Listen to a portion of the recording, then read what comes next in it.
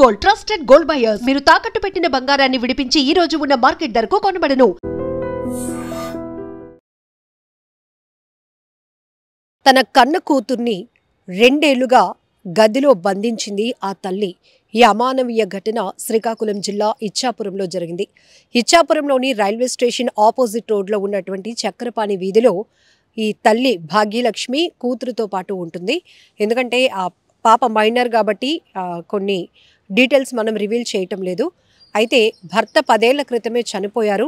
ఆ తర్వాత కూతురుతో కలిసి అన్నయ్య ఇంటికి వెళ్ళిపోయింది. అన్నయ్య ఇంట్లోనే ఉంటుంది. అక్కడ స్థానికంగా ఉన్నటువంటి ఒక ఇంగ్లీష్ మీడియం స్కూల్లో ఆ పాపను చదివిస్తోంది. 9th క్లాస్కి వచ్చినటువంటి ఆ పాప 2022లో 9th క్లాస్లో ఉంది. అప్పుడే ఆ పాప రజస్వలైంది.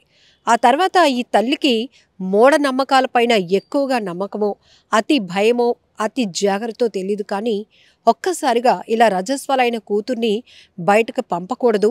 అందులో కూడా తండ్రి చనిపోయాడు కాబట్టి, అంటే ఇంటికి మగ దిక్కు లేదు, పెద్ద దిక్కు లేదు. కూతుర్ని జాగ్రత్తగా చూసుకోవాలనో లేకపోతే ఆవిడ మూఢనమ్మకాలకు ఎక్కువగా ప్రాధాన్యతనివ్వటం వల్ల తెలియదు. కానీ అలా 9th క్లాస్ చదువుతున్నటువంటి పాప రజస్వల అయిన వెంటనే ఆ పాపను అడుగు తీసి కూడా బయట పెట్టనివ్వకుండా ఏకంగా ఇంట్లోని ఒక గదికి పరిమితం చేసేసింది. ఇంట్లోనే బంధించేసింది. ఆ గదికే తనకు కావలసినటువంటి బట్టలు కానీ, ఫుడ్ కానీ అన్నీ ఇవ్వటం మొదలుపెట్టింది. దీంతో ఇరుగు పొరుగు వారు కూడా మీ పాప కనబడటం లేదేంటి అని అడిగితే మీకెందుకు అంటూ నా కూతురు నా ఇష్టం అంటూ వాళ్ళపైన బూతులతో విరుచుకుపడేది, కోప్పడేది. దీంతో అందరూ అడిగి ఊరుకున్నారు. ఆఖరికి మరి స్కూల్ మేనేజ్మెంట్ కూడా అడిగే ప్రయత్నం చేసి మీ పాప స్కూల్కి రావటం లేదు ఏంటంటే వస్తుంది బాగాలేదు అని ఏవో కారణాలు చెప్పేసి ఆ స్కూల్ని కూడా అంటే ఇంకా వాళ్ళకి ఎలాంటి ఇన్ఫర్మేషన్ కూడా లేకుండా 9th క్లాస్తోనే అక్కడి నుంచి డిస్కనెక్ట్ అయిపోయింది. సో ఇక్కడ ఆఖరికి స్థానికులు ఈ పాప గురించి వాకప్ చేసి ఆ తర్వాత చైల్డ్ లైన్ 1098కి కాల్ చేయడంతో ఎంఈఓ, ఎంఆర్ఓ, ఐసిడిఎస్ అధికారులంతా అక్కడికి చేరుకున్నారు. చేరుకొని నిన్న రాత్రి సమయంలో ఆ ఇంటికి చేరుకుని తలుపులు కొట్టే ప్రయత్నం చేసి మీ పాప ఏది అన్నా కూడా ఆమె పెద్ద పెద్ద కేకలు వేస్తూ నేను తెరవను, మీకెందుకు, మీరు అందరూ వచ్చిన వాళ్ళు ఎవరు అంటూ ఆమె ఇష్టం వచ్చినట్టు మాట్లాడితే ఆఖరికి కొంతమంది నచ్చజెప్పే ప్రయత్నం చేసిన ఆవిడ వినలేదు. ఆ ఐసిడిఎస్ అధికారుల్లో ఆ మహిళలు కూడా ఉంటారు కదా, వాళ్ళు లోపలికి వెళ్ళి ఆ గది ఓపెన్ చేసి చూసేటప్పటికి ఆ పాప వణికిపోతుంది. ఆఖరికి ఆ పాపను జాగ్రత్తగా బయటకు తీసుకొచ్చి ప్రపంచాన్ని చూపిద్దామనే ప్రయత్నం చేస్తే ఆ పాప నడవలేని స్థితిలో ఉంది. అంటే 2 ఏళ్లుగా 2022లో ఈ అమ్మాయి మెచ్యూర్ అయింది. అప్పటి నుంచి కూడా ఆ పాపని బయటికి రానివ్వకుండా, అటు స్కూల్కి పంపకుండా, ఎవరి ఫోకస్ కూడా పడకుండా పూర్తిగా అమ్మాయిని ఇంట్లో గదిలో బంధించేసినటువంటి ఆ తల్లి మానసిక పరిస్థితి పైన కూడా అనేక అనుమానాలు వ్యక్తమవుతున్నాయి. ఆమె మెంటల్ కండిషన్ సరిగా లేదు అనేది కూడా ఆమెతో మాట్లాడిన వాళ్ళు ఆమె ప్రవర్తన చూసి అధికారులు గుర్తించడం జరిగింది. కానీ ఎంత బాధాకరమైన ఘటన. అసలు స్కూల్ పిల్లలు అంటేనే వాళ్ళు చాలా ఫ్రీడమ్ కోరుకుంటారు.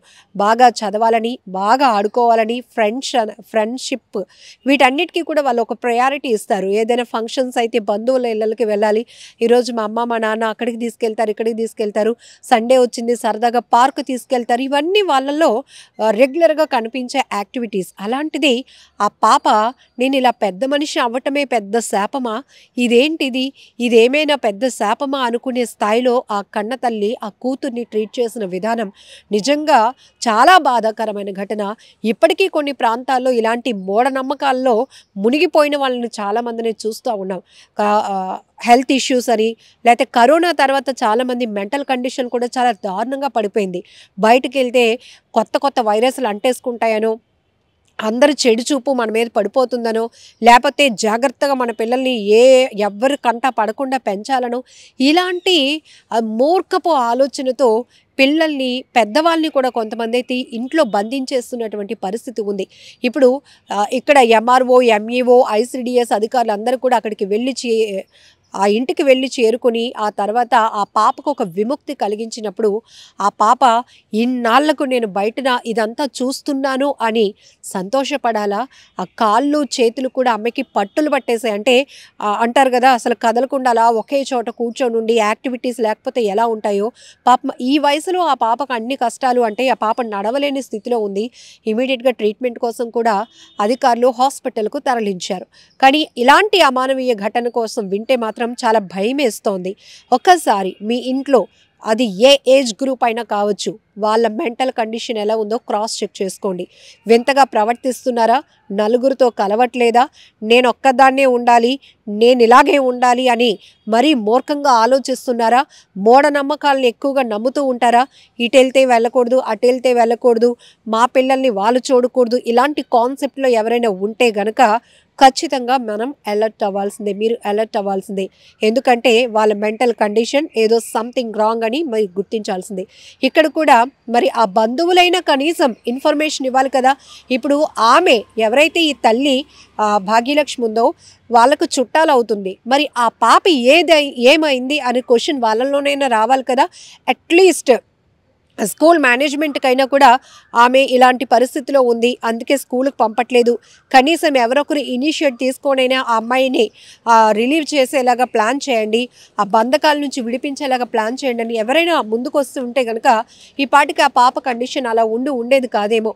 పోన్లేండి, ఇప్పటికైనా ఎవరో చైల్డ్ లైన్కి ఇన్ఫర్మేషన్ ఇవ్వటం వల్ల ఇది తెలిసింది. మరి చుట్టుపక్కల ఉంటారు కదా చాలామంది జనాలు, వాళ్ళకైనా తెలియాలి కదా. ఒక మనిషి కొన్ని రోజులుగా కనిపించకపోతేనే ఏమైపోయారు అనే ఒక ఆవేదన, ఒక ఆసక్తి కలుగుతుంది.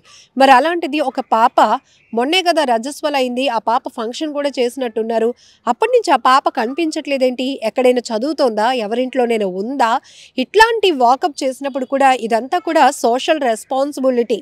ఎందుకు అంటే ఎక్కడో ఉన్న వాళ్ళకి తెలియకపోవచ్చు, మీ ఇరుగు పొరుగులో ఉన్న వాళ్ళ గురించి మీకు తెలుస్తుంది కదా 100%. అందుకే ఈ మధ్య మానసిక నిపుణులు కూడా ఒకటి హెచ్చరిస్తున్నారు, మన ఇంట్లో మనం ఉండిపోవడం కాదు, గడియలు పెట్టుకొని ఇదేదో లైఫ్ స్టైల్ అని అనుకుంటున్నారు, కానీ కాదు. ఇరుగు పొరుగున కూడా ఎవరు ఉంటున్నారు, నేరస్తులు ఉంటున్నారా, ఏం జరుగుతోంది, ఏమైనా నేరాలు జరుగుతున్నాయా, ఒక రకంగా కనిపెట్టుకోవాల్సినటువంటి బాధ్యత. ఇదంతా కూడా పక్కింట్లో ఏం జరుగుతోంది, ఎదురింట్లో ఏం జరుగుతోంది అనేది ఇంట్రెస్టింగ్ కాదు, ఇదొక సోషల్ నాలెడ్జ్, సోషల్ రెస్పాన్సిబిలిటీ అని కూడా చాలామంది చెప్తున్నారు. ఎందుకు అనేది కూడా ఒక్క లైన్ మనం చెప్పుకుంటే, గతంలో కూడా మనకి ఇలాంటి క్షుద్ర పూజలని, లంకెలి బిందులు తవ్వకాలని చెప్పేసి, లేకపోతే కరోనా తర్వాత ఆరోగ్యం క్షీణించింది కాబట్టి గదిలోనే వాళ్ళని బంధించేయాలని, ఇలా మన ఇంటి పక్క వాళ్ళే ఇలాంటి కండిషన్లో ఉన్నారంటే ఎంత సిగ్గుచేటు. నిజానికి చాలా బాధాకరమైన ఘటన. బట్ ఎట్టకేలకు అధికారుల చొరవతో మాత్రం ఆ అమ్మాయి అయితే విడుదలైంది, విముక్తి కలిగింది.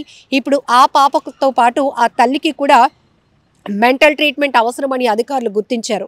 సో ఇది అమానవీయ ఘటనకు సంబంధించిన వివరాలు చూశారు కదా. ఈ ఘటనపై మీరేమంటారు కూడా కామెంట్ బాక్స్లో మెన్షన్ చేయండి.